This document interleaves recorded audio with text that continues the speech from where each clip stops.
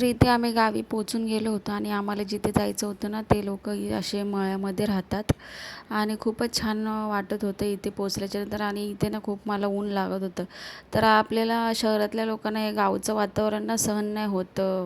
आपल्याला सहनच नाही, मला तरी नाही सहन होत. मग एक दिवस जरी गेली तरी पण माझे हात पाय वगैरे असं थंडीने हे होऊन जातात, फुटून जातात.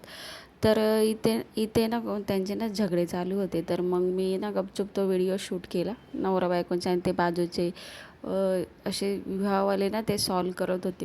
तर इथे आम्ही जेवण वगैरे करून घेतलं. आणि गावचं जेवण माहिती ना तुम्हाला, मटकीची भाजी आणि भात.